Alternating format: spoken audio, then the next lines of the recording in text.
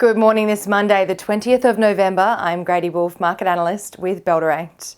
Wall Street closed higher on Friday, extending on the November rally among equities in the US, with each of the key indices posting a gain for a third straight week.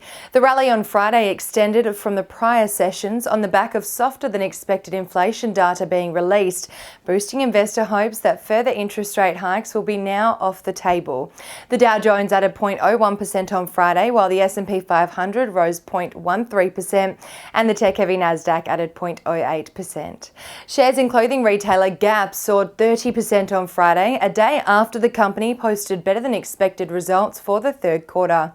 While on the other end of the market, EV charging network company ChargePoint tanked 35% after the company announced a change up to its product suite and cut forecasts for the third quarter revenue. Over in Europe, markets closed higher on Friday following the release of eurozone inflation data indicating a sharp slowdown, with October's year-on-year inflation reading coming in at 2.9% compared to 4.3% in September. The Stock 600 rose 1% on Friday. Germany's DAX added 0.84%, the French CAC added 0.91%, and in the UK, the FTSE 100 rose 1.26%, boosted by a 0.3% decline in retail sales figures to the lowest level since early 2021. Locally on Friday, the ASX 200 fell 0.13% as a sharp decline in the price of oil sparked a sell-off in energy stocks, with the sector ending the day down 1.6%. Industrials and tech stocks offset some of the session's heavy losses, with gains of 0.45% and 0.43% respectively.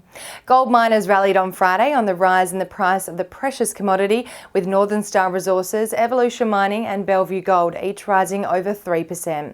Telix Pharmaceuticals and NextGen Energy were two beneficiaries of the Sown Hearts and Minds conference in Sydney last week, after industry experts said the healthcare stock and uranium stock were undervalued and the top stock pick, respectively, at the conference. On the commodities front this morning, oil has rebounded to trade 4.1% higher at $75.89 a barrel.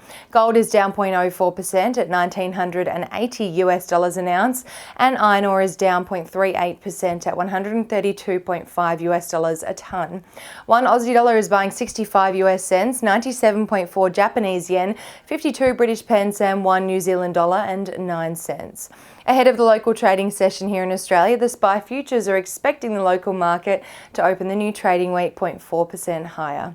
Stocks trading ex-dividend today include Silk Laser Australia and Tamerwood. If you've been thinking about these stocks, it might be worth considering buying in today, as stocks trading ex-dividend generally trade lower on the ex-dividend date. And now let's dive into some trading ideas for your consideration today.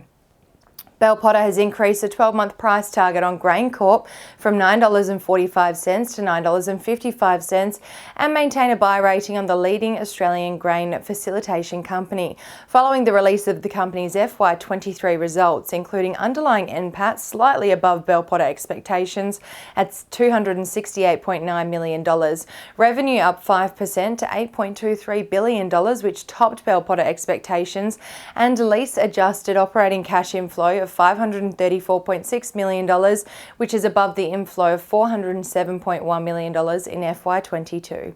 And Trading Central has identified a bullish signal on Clearview Wealth following the formation of a pattern over a period of 278 days, which is roughly the same amount of time the share price may rise from the close of 58 cents to the range of 69 to 71 cents, according to standard principles of technical analysis.